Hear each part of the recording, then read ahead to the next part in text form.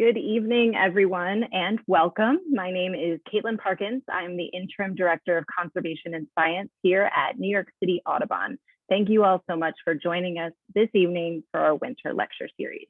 Next month's lecture will be by Maureen Regan, founder of the Green Earth Urban Gardens, a clean space nonprofit organization that focuses on the importance of green spaces and gardening in urban communities. Join her for a talk on native plants, their benefits, and the history of our interactions with them as humans. You can sign up using the link that Danielle is posting in the chat and keep an eye out for the announcement in our eGrit newsletter and on our website.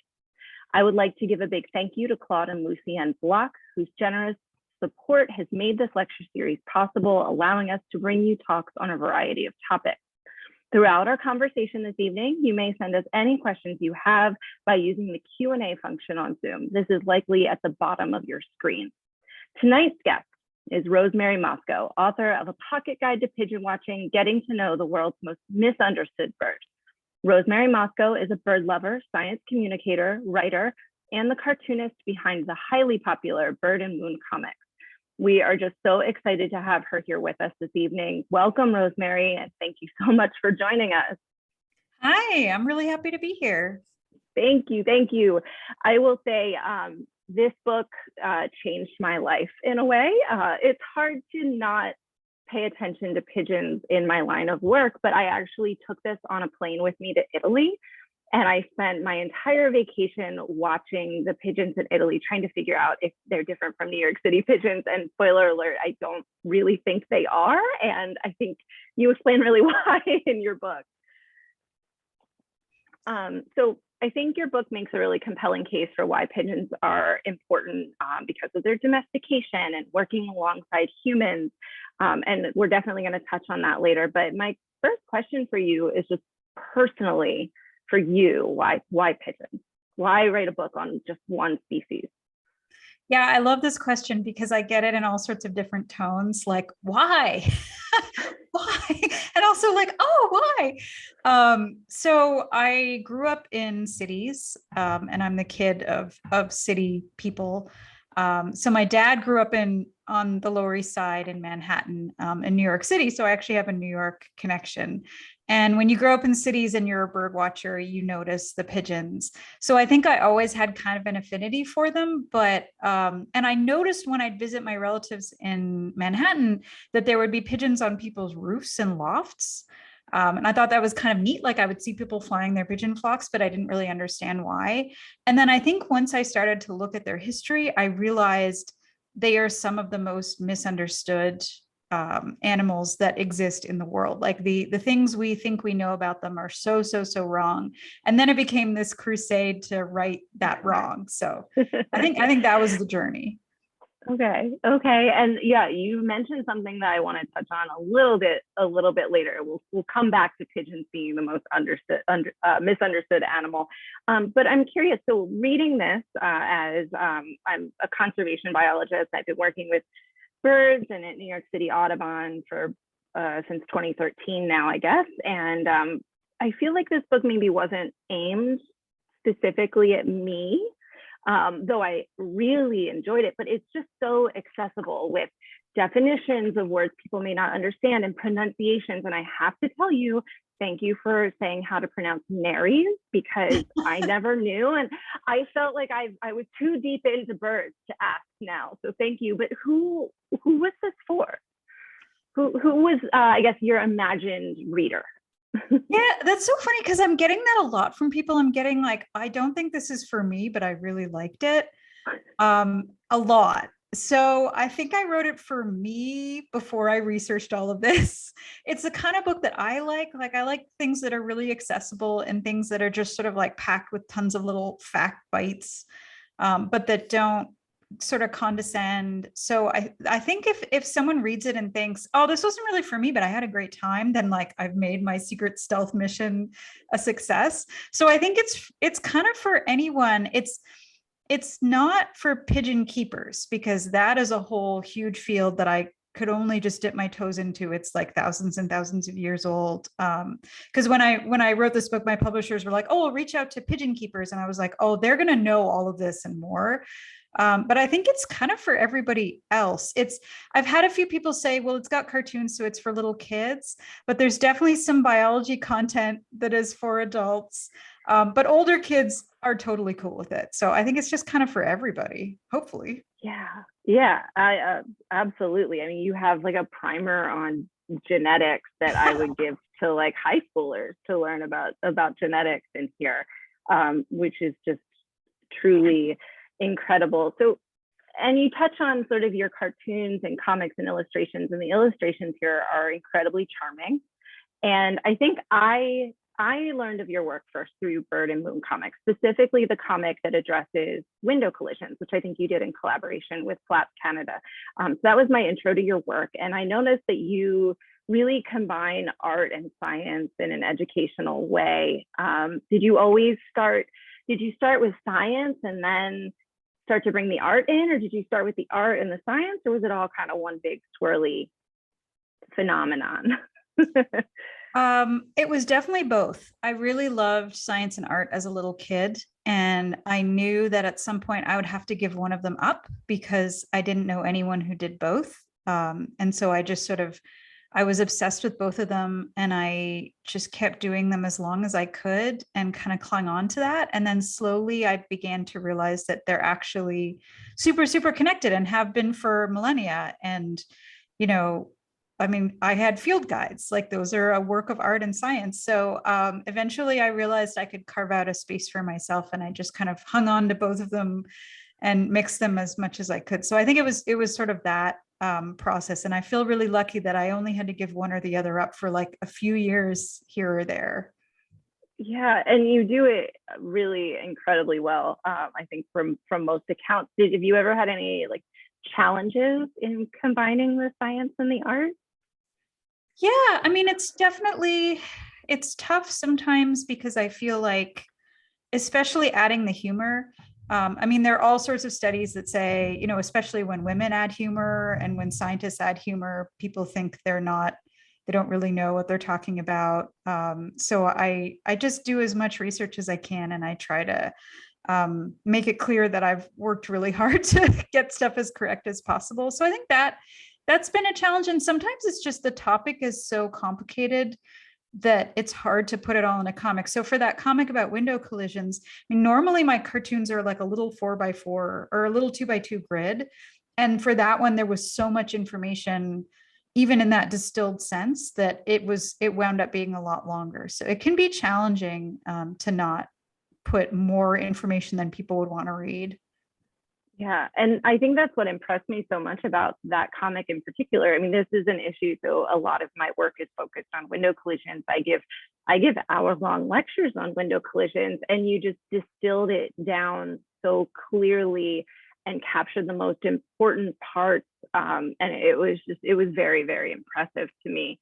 And I know that you write comics, but you are an artist, but you also say that you're a science communicator. So that's really interesting to me as a scientist. I think a lot of people want scientists to be really good science communicators if possible. And I can think of a handful of scientists that really just knock it out of the park. But for a lot of folks, it's hard, and it's two entirely different skill sets. And so not everyone can be great at both. And I'm curious what you think like the role of the science communicator is today. Yeah, my controversial opinion is that scientists don't all have to be communicators. I feel like people go into science for all different reasons, and they're too expecting scientists to also be communicators is assuming that communicator isn't its own role with its own training. So some scientists are great at it. It's amazing. I've follow a million of them. They're so cool. But I think that for those who don't want to do that stuff, communicators are essential to bridge that gap. And so that's always what I've wanted to do, was work with scientists to express stuff. So, I mean, my pigeon book, I can't tell you how many scientists I talk to, so many. So it's really just, I'm taking what they have to say and putting that out there. So I feel like that's a communicator's role. It's a different skill set, and it's taken my whole life to learn it. So I feel like if I did science too, it would be a lot and I would be very tired. Yeah, I try to like be kind of good at both, and it's really hard. It's really difficult. And I love that you mentioned all the scientists you talked to. So I read a passage and shrieked about the work of Jason Munchie South and Elizabeth Carlin at Fordham University. So I went to Fordham. Jason was on my committee. Liz and I went to grad school together, and my husband was in Liz's lab doing similar work on a different species. So I just have to say, I loved seeing their work. And it is really interesting. So Liz specifically was studying genetic connectivity of populations, and she has a whole dissertation, and you have one paragraph in there, but I think you really captured and clarified her research in it. It was just very impressive. So she read the whole book. I hired her to be a bit of a fact checker. She also sent me information throughout writing it. She's such a hero. There's so much of her in this book so for folks who don't know, Elizabeth Carlin, she was in New York City. She's now moved on to more work elsewhere, but she was using a giant cannon that fires a net. So she would throw some food down and then use this cannon that fires a net, catches some pigeons, and harmlessly, and she would catch them and measure them and put bands on them and then release them. But she was finding all sorts of wild characteristics, like weird fleshy eyes and crests and feathery feet and all this stuff. And she was sending me photos constantly of the interesting pigeons she was getting. So she's amazing. She's so cool. She was a superhero for this book. Yeah. And I know that while she was doing my work or her work, my husband would often stop on the street and take pictures of pigeons to send to Elizabeth. So I feel like I was part of it. And, I always kind of rolled my eyes and waited. And then after I read your book, I really felt converted. So I was the one talking about, I was the one stopping and taking these pictures. And so, yeah, I guess this book is really it's about pigeons, but it's also like a primer on ornithology. And for those of you who maybe haven't read it, there's a chapter on genetics and plumages and the evolutionary history of birds. And I feel like you are almost using pigeons to sneakily teach people about birds in general and bring people into the bird world. Am I a little bit on track? Yeah. Oh yeah. So besides just being really interesting in their own right, I think that pigeons can really be a vehicle for teaching people about biology and genetics and all that fun stuff. So yeah, I have a whole section about what makes pigeons and all birds sort of biologically alien in some ways, and also weirdly similar to humans. So my favorite example is that pigeons produce milk. So they make milk in their crop, and it's secreted into their crop. Both males and females do it, and then they puke it into their babies' mouths. And it's super, super cool because they independently evolved milk production. It's not genetically super similar to mammalian milk, but the milk itself has all these weird kind of similarities. So it's stimulated by this hormone called prolactin. So if anyone listening is a lactating person, that's the hormone, that hormone. And it's got fats and proteins and all kinds of other good stuff. And so it's this incredible independently evolved milk. And I just think that's so amazing. So there's so much good biology that you can talk about when you talk about this pigeon stuff.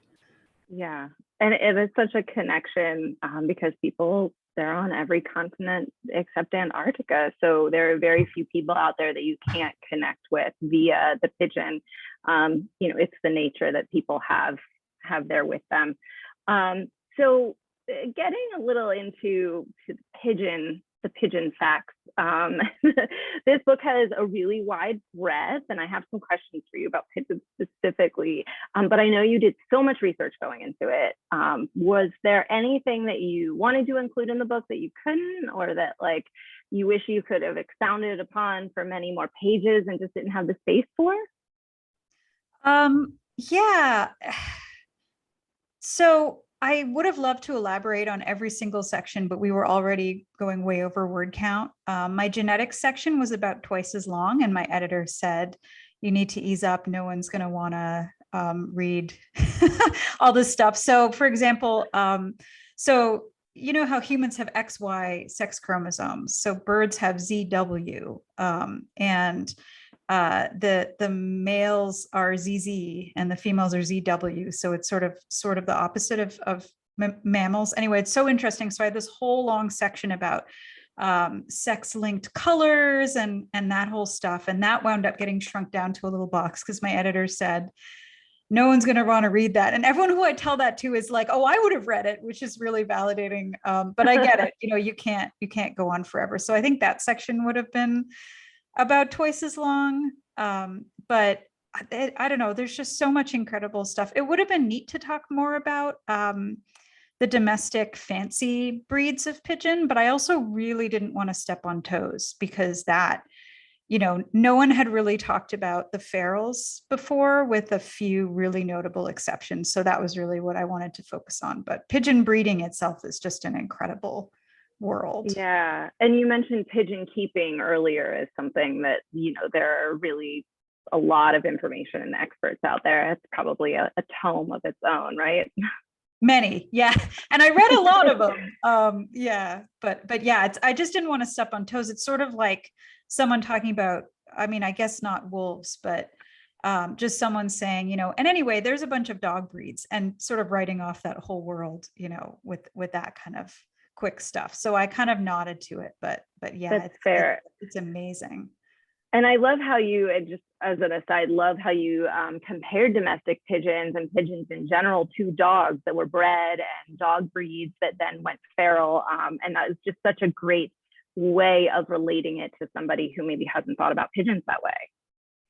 Yeah, I thought that was a really apt comparison. And the more I looked into it, the more it seemed to make sense. So both dogs and pigeons were domesticated thousands of years ago, probably in multiple places at multiple times, because domestication is kind of complicated. It was probably a long process instead of one really nice moment where, someone held out their hand and a pigeon or a dog, went up and looked at it, and then there was an instant connection. It's kind of a complicated thing, but there's just so many similarities. I mean, for thousands of years, people dog breeds for all sorts of different purposes and spread them all around the world. And there are stray dogs all over the place. And because of all those different breeds, our stray dogs come in a bunch of different colors and patterns and shapes and sizes. And our domestic pigeons are the exact same, or our feral pigeons. The weird thing is that if we see a stray dog, we know why there's a stray dog. We know that was descended from pets or from someone's, guard dogs or whatever. But when we see a pigeon, we think, oh, there's a wild bird, or a lot of people do. And that's shocking to me because, they're virtually the same. It's just one can fly and poops less big. Yeah, that's awesome. And there's a section in the book that I really love, and I would love it if you would read it, because I get asked in my line of work all the time, why are birds so stupid, especially in relation to the window collisions issue, which people think birds are dumb, and we know that's not true. We don't need to get into it, but you do address bird intelligence, and I would love it if you would read that section.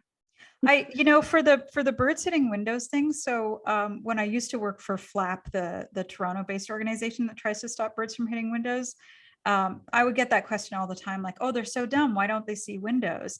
And so what I've started to do in presentations is I'll show a quick compilation of people walking into windows and doors, which I've done. I'm sure you've done. That's exactly what I do. And we know what a window or a door is. So, yep. And we have very big brains. Okay. So this is my book, and I'm going to read a section on brains and intelligence. So it says, for a long time, people thought that birds were, bird-brained. Early scientists noticed that avian brains are relatively smooth and small compared to mammal brains. They lack a neocortex, a region of the brain that in mammals is the seat of higher functions like cognition and spatial reasoning. Scientists concluded that birds are stupid, but they were wrong. You can't tell an animal's smarts from its brain size. Bird brains may be teeny compared to ours, but they're relatively large for their body size and they're thick with neurons. A brain region called the mesopallium has cells similar to those in a neocortex. Bird brains just look different from ours, and that makes sense since birds and mammals have been evolving on separate paths for hundreds of millions of years. And then there's a little more about intelligence, but I wanted to read this list here of some of the things that we have trained pigeons to do. So pigeons have their mental limits. If you go to a pigeon's nest and you swap its babies with another pigeon's babies, the pigeons don't know that that's not their babies. So they're very specific in their intelligence. But here's a list of things we have trained pigeons to do. Distinguish impressionist paintings from cubist paintings. Fun fact, if you flip the cubist paintings upside down, the pigeons can't tell that it's not the right side up, which is honestly kind of true of me with some cubist paintings. Tell benign from cancerous human breast tissue in microscope slides and diseased heart tissue from non-diseased tissue in images. Remember a set of more than 1,800 separate images with 73% accuracy, earning them a solid C grade. Distinguish Indian dance from martial arts. Recognize themselves in a video. Order groups of objects from lowest to highest number. Learn to distinguish English four-letter words from meaningless combinations of letters, and play ping pong. That last one was B.F. Skinner, who trained his pigeons to play ping pong. So it's pretty impressive, really. It's so impressive. And I love this. So at my undergraduate university, I majored in both biology and psychology, and our psychology department had a pigeon lab. So we had captive pigeons, and as part of the animal behavior course, you have a pigeon and you take your pigeon down and you do experiments. So you would show the pigeon images, and they would have to press different colored lights in order to get rewards. And this is how we learned about pigeon behavior. And I remember one of my classmates had like the bad pigeon. So the pigeon was like a real pain in the butt to take care of. It was very large. It was, but yeah, pigeons were an integral part of my learning about animal behavior. And we use them to learn about superstitions. So superstitions, you can make a pigeon superstitious by giving it a reward every 20 seconds or minute without them having to do anything. And the pigeons will start to look for relationships and look for reasons it's getting a reward. And then whatever it happened to be doing when it got the reward, it will start repeating. And so it's really incredible what you can learn from pigeons and what pigeons have taught us about learning and behavior. Yeah, they're no slouches. It's really incredible. I mean, their navigational navigational abilities are amazing. One thing that I was surprised to learn was that we don't really know how they find their way home. I thought I could write a nice, tidy couple paragraphs about it, but we know a few of the cues that they use, but we keep finding new cues. So we know they probably use magnetism. They probably use some odor cues. They look at polarized light. They look at where the sun is. They look at different landmarks. It's amazing. And we keep finding more and more things they use, and they probably use a whole bunch of those things. And I just think that's so cool. So there's still some mysteries there. Yeah. And you write in your book about homing pigeons and what homing pigeons have been used for. And I mean, that really was a big utility of pigeons for humans, right? Yeah, so up until a few decades ago, absolutely everybody in America and many people around the world knew the names of hero messenger pigeons from World War I and World War II. Like, these were big name birds. So everybody would have known Cher Emmy, the World War I war hero pigeon, or G.I. Joe from World War II, or Winky, or, Mary of Exeter, all these different famous pigeons. So pigeons were used to carry messages for a really, really, really long time, thousands of years. And they carried the results of the first Olympic Games. Genghis Khan used them for messages. They were, so they're great at carrying messages, but only one way. So pigeons are really good at finding their way home. So what you do is you carry a pigeon really far from its nest and you release it and you tie a little message to its leg and it flies home really fast, but then it doesn't want to leave its nice, warm, cozy home and its mate. So then you need to use another pigeon to go back, or you need to carry the pigeon back, but they were basically considered like military tech that was indispensable. And so through World War I and World War II, everybody carried pigeons into battle. And if they got in trouble, they would release the pigeon. So pigeons wound up saving people from, friendly fire bombardment, or one pigeon was released from, I think, a downed bomber plane that had landed in the English Channel, and the pigeon flew back, but it had lost its message. But the home base folks were able to calculate, given the wind direction and speed, where the pigeon had come from, and back calculate to rescue the men from the bomber. Like it's really, really amazing what they were able to do. And then we replaced it with, radio and telegraph and all that stuff, and just completely forgot about what they were good for. So nobody knows Jeremy anymore, or some people do, but more people should. Well, now more people do, thanks to you. And yeah, so between that and no longer eating pigeons because we have, farmed chickens now, I think people, I guess, have really lost, forgotten sort of how useful pigeons were to humans. Yeah, they went obsolete. That was a big part of why they became less appreciated. So yeah, up until pretty recently, we all ate pigeon. It wasn't until, around the 1950s or so, when we really, really, really started eating chicken pretty intensely, that we stopped eating pigeon so much in North America. And around the world, people still eat a lot of pigeon.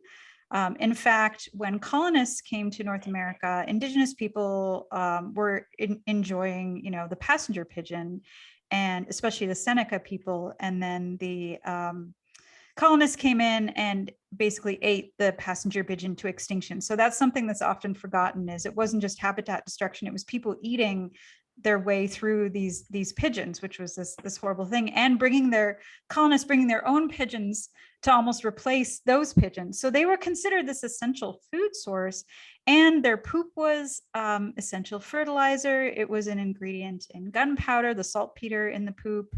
They were raised as a high status object. So they were the Emperor Akbar the Great used to intimidate his rivals with a grand show of pigeon flights.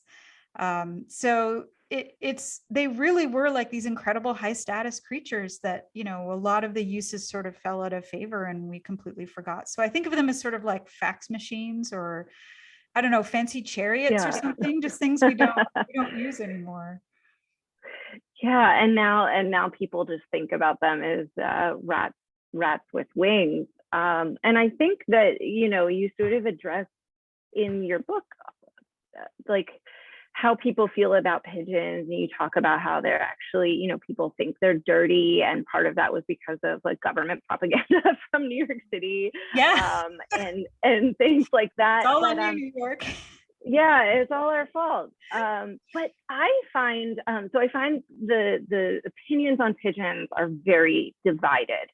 There are a few people that are neutral. They either love pigeons or hate pigeons. And I want to acknowledge like the people who love pigeons, because I think we probably have a lot of those people in our audience. And here in New York City, we have a group of folks, the New York City Pigeon Rescue, who go out and spend significant portions of their time going out and rescuing pigeons, picking up pigeons and taking them to rehabbers, and of course the Wild Bird Fund that rehabs pigeons here. And you talk about stringfoot groups, so Facebook groups that coordinate getting string off of pigeons. So did you talk to a lot of like really people who love pigeons, and did they influence you? Do you love pigeons even more now? I don't know that I could love them more than I did before. I was the kid that the other kids would bring their sick pigeons to that they found on the street, and I would, take them to rehabilitators and stuff. I definitely talked to some folks who rescued pigeons or had pigeons as pets. And it was, I talked to a bunch of different aficionados, some scientists who raise them, fancy breeds as pets too. But I wanted to talk a lot about how people do keep them as pets. They're apparently wonderful pets. I have 2 parrots, and so I have more bird per square foot than I can handle in my house. But one day I hope to have pigeons. But yeah, they apparently are wonderful pets. You buy these pigeon pants and you put those on the pigeons and they will not poop in your house. They'll poop in their fancy pants. And yeah, there are a lot of people who really care about wild or, wild feral pigeons and take really good care of them. And I think that that makes some sense to me because, those of us with ancestry in those colonial, countries that raised pigeons, arguably we have a responsibility towards these creatures that we domesticated. I mean, it's a complicated ethical thing, but like, we made them, we there may not be any wild pigeons of the columbolivia species left anywhere. So they were native to the Fertile Crescent and all over Europe and parts of Europe, parts of Africa, and little bits of Asia, but our non-native or our feral domesticated pigeons that we created for thousands of years, we spread them all over the globe and they kind of interbred. So people with that ancestry made them. So we've got to think about what that means, which I think is really interesting. Yeah, and it's funny you said that you'd like to have pigeons one day, because I have in my notes, if I have time, ask Rosemary if you're gonna get a pet pigeon one day. I mean, I would love to. Yeah, I follow Great Lakes Pigeon Rescue, and they always post, Paul the pigeon is a beautiful white pigeon, who is looking for a forever home, and I'm just like, oh, come to me. Yeah, so I've never considered it before, and now I think I kind of want a pigeon. During the Christmas bird count, there was a white pigeon that was very friendly in the park. And I now know from reading your book that the white pigeon specifically, if you see one, often it's a pet or a fancy breed, and you should take it to a rehabber or try to catch it. There's some genetics will sometimes toss up an all-white bird that's a feral bird. So those are recessive white birds, or there's a few other or vagaries of genetics that can make all white birds. But if you see a white bird that's kind of bigger and like almost looks a little bit compressed and has sort of like a short tail and kind of can't fly super well, that's a king pigeon. And those were raised for meat. And yeah, they need help. I've saved those off of the street before because they don't know what they're doing. And they're big, meaty friends that are not supposed to be out in the wild. All right. If I can find this pigeon again, I might go on a rescue mission. And we are going to take some more questions from the audience. I think we have one that really relates to this topic, which is, how can we help pigeons in winter? Do they need our help in the winter? What should we be doing to help pigeons? Oh, that is a really great question. Again, it's kind of complicated because it's sort of an ethical question of how responsible are we towards feral animals. They actually do pretty well in the cold. They can be found as far north as Alaska or parts of Norway or stuff. They can keep pretty warm so long as they get enough food, and there are always a few that will even breed in the winter, which is pretty remarkable. Not a ton, but enough that trait gets passed down. So people often think that pigeons that are missing some toes are frostbite victims. But if you see a pigeon with fewer toes, it's probably injured because pigeons walk around on the ground a lot, and there's sharp things on the ground and they forage on the ground, or it had some kind of string that got wrapped around its feet and cut off some blood supply. But I think they actually do pretty okay in the winter. If you want to help pigeons, I have a few suggestions in the book, but definitely, rescue injured pigeons, help out pigeon rescue organizations, try to make your landscape a little more friendly. So take down things like pigeon or chicken wire netting or any of that bird netting, which birds can get tangled in. And yeah, I think just sort of like make the environment a little bit nicer and less hostile to them is always good. And maybe consider adopting a pigeon that has been injured. It's always good. And sort of, this is a little bit of an aside. And again, before we move over to some more of the questions about pigeons, because I think our audience has lots of questions about pigeons, some of which you can certainly get answered by reading Rosemary's book, but we're going to go through a couple. And I might have a little bit of a bias here, but have you considered, or would you consider doing a similar book about any other species of animal or urban wildlife. So, you know, I think rats come to mind for me. They have this similar theme of coexistence with humans. They're in a lot of cities and have kind of traveled the world because of humans. But I think maybe there's a less convincing argument for loving them because they really do carry and cause disease and issues. But yeah, have you thought about this with any other animals? Do you have plans for more? Yeah, I mean, I would love to. I feel like it's a harder sell, some of the other species, because pigeons are one of those really polarizing species that some people really, really love, and a lot of people just think are straight up funny. There aren't a lot of people that think they're super threatening. They'll sort of be grossed out. I would love to do something about house sparrows because they're a similar bird that's not native to North America and were brought here for a purpose, which was to make North America more civilized and European, which is hilarious.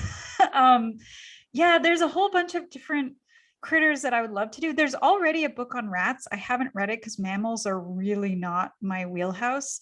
I feel like pigeons were kind of nice because, interestingly, they're not really invasive. So invasive is a complicated thing to define, but because pigeons were raised for thousands of years to live alongside us, they really don't like being far from people. So they won't be found in forests or in, you know, wild spaces. And there are some cases of them causing problems. So for example, they were exterminated from the Galapagos out of fear that they would spread a disease to the native Galapagos dove.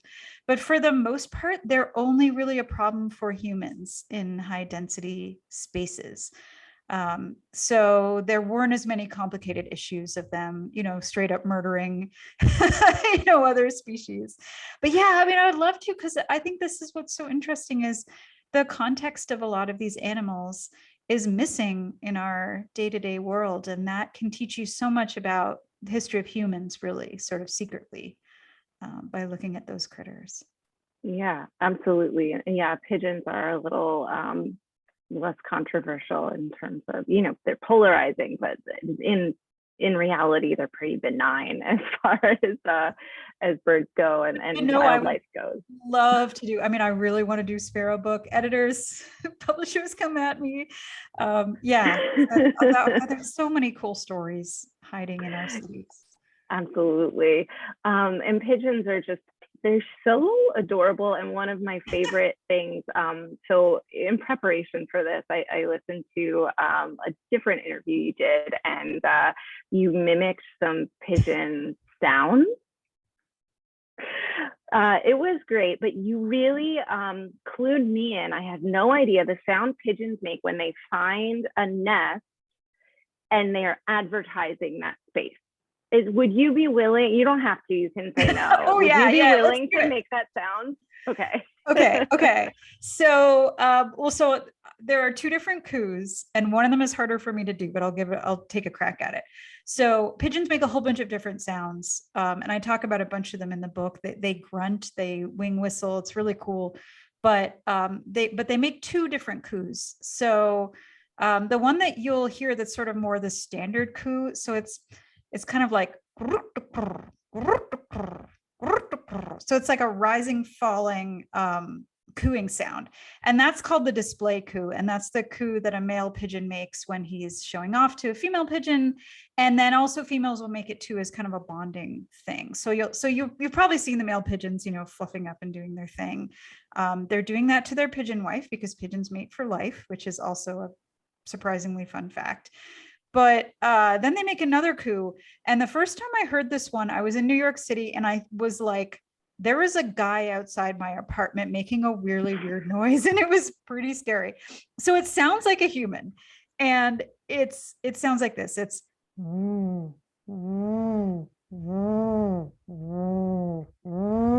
yeah. So it sounds like a guy going, yeah. And it's it's the sound when a male pigeon has found his pigeon wife, he will which is not a biological term, he'll find a cool place to nest, and he'll stand there and make that sound and basically say, hey, I found this cool spot. And then later the male and female will sort of make this sound to each other when they're hanging out in their nest as kind of a bonding thing. And so that is called the advertising coo. And so you'll hear these two different things, but you'll hear that second one and you'll sort of do a double take, but that's a pigeon making that noise and not a guy outside your apartment. Yeah, and I love that sound because I've heard it, and I'm just, what are you doing? I thought maybe it was a chick calling, but no. And that brings me to a question that we've gotten today, and then I'm sure you get all the time, is like, what about these baby pigeons? And I will say that my first experience with a baby pigeon, I never use gloves when I'm handling birds. I just wash my hands really well afterwards. Don't touch my face. And I saw this, what I thought was a very sick pigeon, and I went and put gloves on to handle it. And I got it to the Wild Bird Fund, and Rita was like, Kaitlyn, that's just a squeaker. That's a baby pigeon. So why don't we see baby pigeons more often? Yeah, you don't, because they're being hidden from you. So I see that question all the time. People assume pigeons spring fully formed from, the sewer or something, and it's totally reasonable.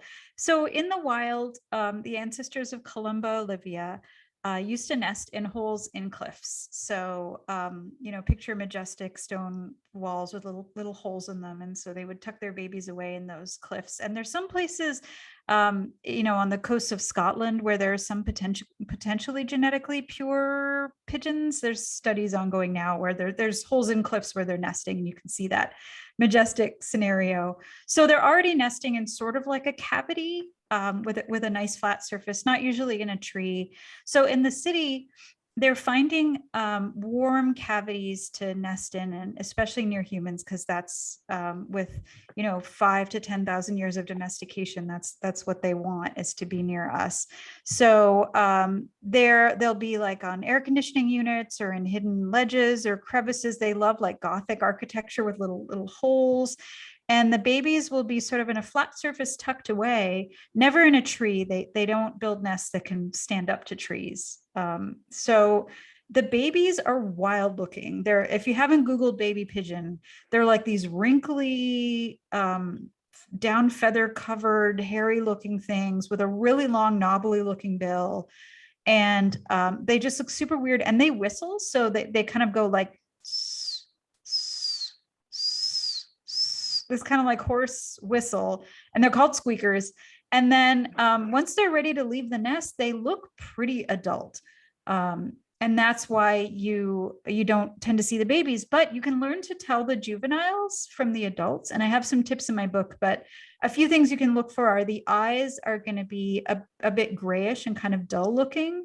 The bill is going to lack the cere, that sort of big lumpy thing that's at the top of the bill. That'll be kind of more skin colored. And so the bill will almost look longer because it won't have that lumpy thing.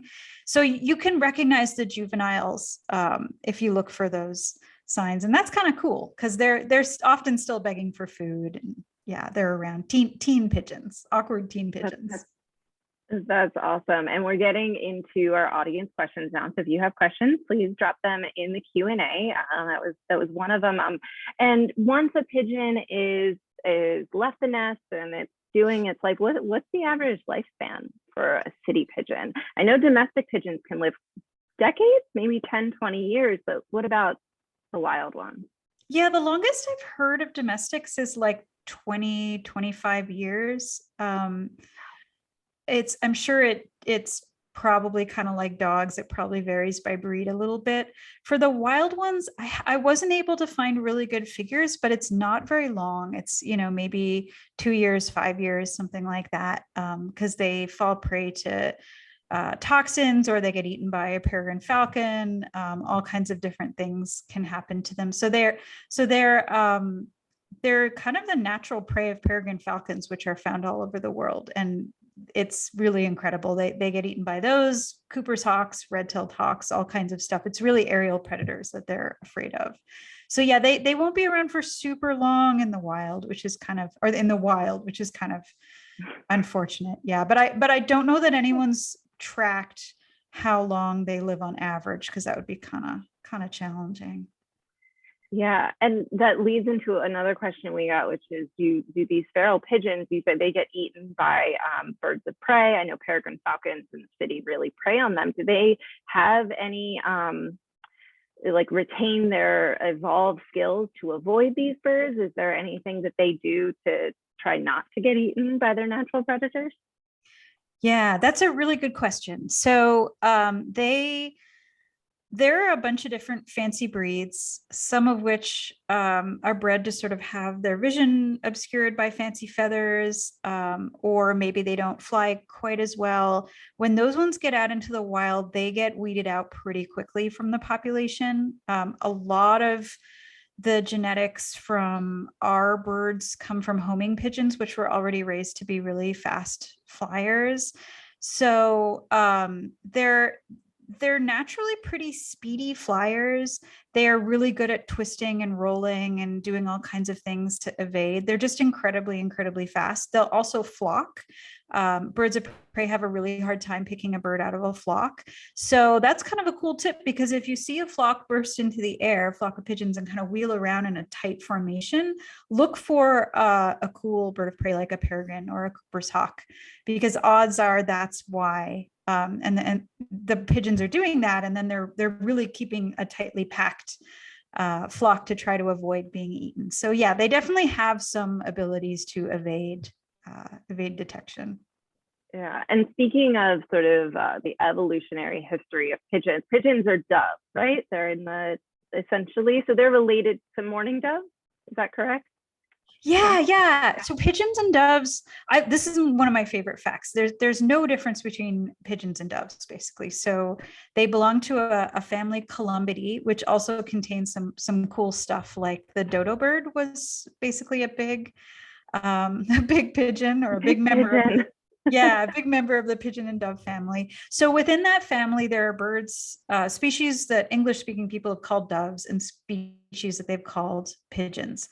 And there's no genetic similarity between all the doves and all the pigeons, that those words were hurled about haphazardly. It seems that probably dates back to the Norman conquest of England in 1066, because the word pigeon comes from French and dove comes from sort of English type roots. So we have two words for the same bird. And you see that with Columba olivia, the Latin name for our city pigeon, because those are properly called rock doves or rock pigeons. So they're the same thing. So when Noah released a dove out of the side of the ark, he hucked a pigeon out the side of the ark. It's the same thing. It's the same bird. And magicians will pull pigeons out of their hats. People release pigeons at weddings, which you should not do, by the way, because they will not survive very long. But yeah, it's really cool. We have connotations with both of those that are not really correct. Yeah, and when you think of white doves as like peace and all these things, but pigeons are dirty. Such an interesting juxtaposition. And another question we got is like, are mourning doves domesticated? And I think the answer, mourning doves are wild native birds here in New York City. And so one of the questions was, do pigeons bully mourning doves? And that's, I have no idea. I've never looked. I've never watched. I don't know the answer to that question. So mourning doves are native. There's one other member of Columbidae that's called the Barbary dove. That's, I believe, a descendant of the African collared dove, and that was also domesticated a long, long time ago. And sometimes you'll see those guys around, but I don't know. I know there was that whole study of who bullies who at the feeder, but I'm not sure which one of those would win. I feel like I don't see them interact all that much, because their paths are so different. I mean, mourning doves can nest sometimes in a tree or in a bush, or they'll do their best. And yeah, they're a lot smaller. I don't know. I'm really curious if anybody knows. Let us know if one of them bullies the other one. Pigeons aren't very big bullies in general. They're kind of too nice most of the time. Yeah, they seem pretty passive for the most part. And another question similar, we're talking about families and family names, and the Latin name for pigeons, the Columbidae part. Do you know what that's from? Where that came from? Yeah. So I did a bunch of research on that, and it comes from probably an ancient Greek word that I could not pronounce. It was like kolumbao or something like that. I sorry, I can't speak ancient Greek, but it probably has to do with swimming or diving. So potentially like the way they fly, or maybe even just the way they move, where they sort of seem like they're bobbing their heads. So it's something, it comes from something like that. So there's a word you'll see sometimes going around that's peristeronic, which is related to pigeons, but that was sort of semi-invented by a guy who wanted a cool name for his pigeon club. So, so yeah, columbity and columba, it comes from Latin, from Greek via Latin, probably for swimming or diving.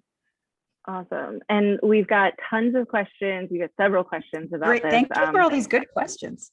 Yeah, there's some really good ones here, and I apologize, I don't think we're going to get to them all, but there are several about what to feed pigeons. So what's a good nutritious food? And I think I know that bread probably isn't the right answer if you're going to feed pigeons.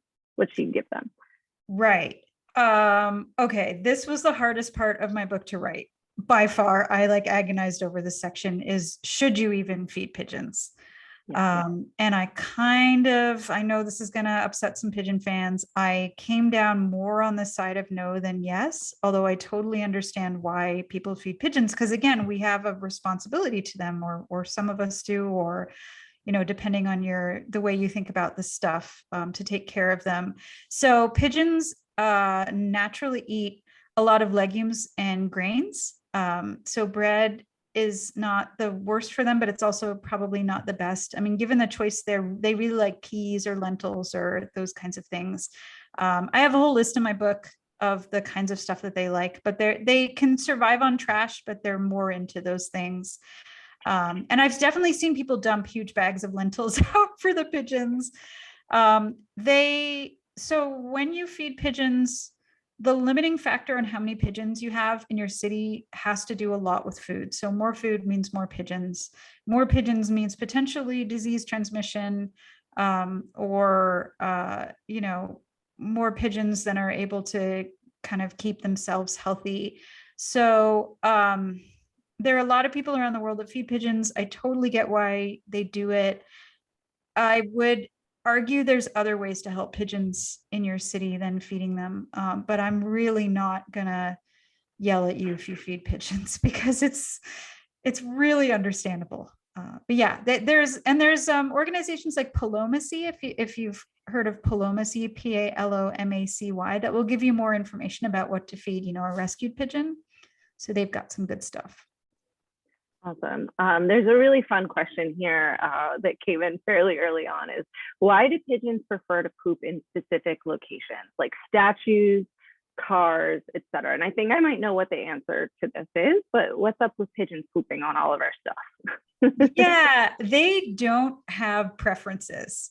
What they do have is places they really like to go. So they have their places they like to nest. They like to nap, often on the ground later in the day, but sometimes higher up on wires or in bridges. They have places that they like to sleep. So they're not really super, they will sometimes move to different places, but if your car is getting covered in poop, I'm sorry, you've just found a pigeon hotspot and you need to move it to somewhere else. And they'll poop on statues just because that's a cool place to hang out and have a nap. But they're not really picking on you personally. They eat a lot of low quality food and poop a lot. And my understanding is essentially from most birds, like you talk about in your book, the cloaca, and that all of it comes out one hole. And my understanding is that when birds go to fly or take off, they often poop in that moment. So if they're sitting somewhere and they go, that's where they're going to go. Yeah, they lighten the load. One time a pigeon was flying off of its nest and pooped more poop than I thought could be contained by one pigeon all over me. And it was kind of unfortunate. Yeah, but that's supposedly lucky, right? That's lucky. Well, I got paid to write a book about pigeons, and that is my dream. So thank you, Mr. Pigeon or Lady Pigeon, if you did that to me. I appreciate the karma, awesome. But it was quite stinky and gross. Yeah, and the question, we've got about 5 minutes left, and so I know we can get at least one more in here. What are some behaviors that a beginner can look out for when you're first observing pigeons, and I highly recommend anyone who hasn't gotten Rosemary's book to check it out because she goes so in depth about this. But maybe what's your favorite? What's like the first thing that you want people to look at when they're watching pigeons? Oh, yeah, that's really tough because there are tons. So the biggest chunk in my book is just behaviors you can observe. I think, okay, so I'll do two really quick. One is pigeons hanging out in pairs. So you'll often notice your local flock will have two birds that will hang out. They'll kiss, they'll snuggle, they do all kinds of cute dances for each other. So that's a pair that's mated for life or for as long as one of the partners is alive. And that's a fun thing you can notice. And the other is, so when pigeons move, they're sort of famous for bobbing their head back and forth, but they're not really bobbing their head back and forth. So it is totally an optical illusion. Pigeons they have twice as many neck vertebrae as us. So what they're doing is they're shooting their head forward, looking around to see, can I go to this place? And then they'll bring their body sort of up to their head to catch up. And then they'll shoot their head forward again and kind of bring their body. So they never bob their head back. They're always just catching up to it. And we just sort of keep our eyes, focused a few steps ahead because we can kind of like look forward. But that's what they're doing, is they're just kind of like looking around and then catching up to it and then looking around again, which is pretty cool. And there's some slow-mo videos of pigeons walking on YouTube that'll show you this. That's so cool. And I will say you just hit 3 questions in one. We had a question about the bobbing.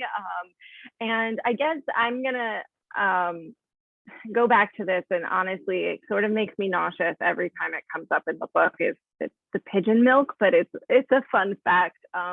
Do any other birds besides pigeons create this kind of milk? I can't get over the fact that pigeons make milk. Yeah, so many other doves and pigeons do. I know that some penguins do. I know that flamingos do, and it's red and looks like blood and it's really creepy. I have to confess, I don't know what other birds do it too, and I don't know whether it independently evolved in all of these different families. I kind of think it probably did because they're pretty unrelated, but I'm not really sure. But it's just so cool. And there are a few other things that pigeons convergently evolved. All birds have 4-chambered hearts, so do mammals. They just stumbled on it like we did. It's a good idea. It's super efficient. I just think that's really cool. So they're sort of like aliens, but also sort of familiar, and I love that. Yeah, and not the hearts. You also talk a little bit in the book about how they breathe, which is kind of completely different from how humans breathe. I think alien's a great way to describe it. Yeah, mind-blowing. So bird lungs don't expand and contract. They have 2 lungs, but then they have a flock of, sorry about the pun, but of air sacs, some of which even extend into their wings, and those push the air through the lungs. So the air our air, it comes into the lungs, goes out, but it comes into an air sac, it kind of travels around, and then it goes over the lungs and out. And I have a whole diagram, but it's this incredibly efficient way. It's way more efficient than us to pull oxygen out. And that enables them to fly, which is just the hardest way for an animal to move, is to fly. That's why you'll often see pigeons walking instead of flying, is it's like us, running a little marathon. So it's challenging. You have to pace yourself. Absolutely. And so with 1 minute left, Rosemary, as New York City Audubon, we're an Audubon chapter. We have lots of birders and some pretty expert and hardcore birders. So if you had to convince those birders like why they should start paying attention to pigeons too, what would you tell them? For the hardcore birders, I would say that watching pigeons not only enables you to find the coolest raptors you will ever find, birds that are way more cryptic than pigeons, but also learning to recognize the pigeon colors and patterns enables you to notice other pigment differences that birds have that I think is so cool. So you'll be keeping an eye out for, leucistic birds, graying birds, all kinds of different birds with sex differences. So it can really sharpen your bird watching ability. So pigeon propaganda aside, watching pigeons is super, super good for your skills. Absolutely. Well, you absolutely have me convinced. I thoroughly enjoyed this book, and I encourage anyone who hasn't taken a look at it yet to take a look, regardless of what your expertise level may be. And Rosemary, I want to say thank you so much for being with us this evening. This is a great conversation, and we're really happy to have had the time with you. Thanks. Well, thank you so much. Man, these questions, I could do this for hours. These were all really good. So thank you so much to everybody for joining and for quizzing me on this pigeon stuff. Yeah, I'm heartened that people are interested in this stuff. So thank you. Absolutely. Well, thank you so much, everyone. And remember to sign up for next month's lecture. Danielle put the link in the chat. So hopefully we'll see you next month as well. Yeah, thank you, New York City Audubon. You're amazing. Thank you. Good night.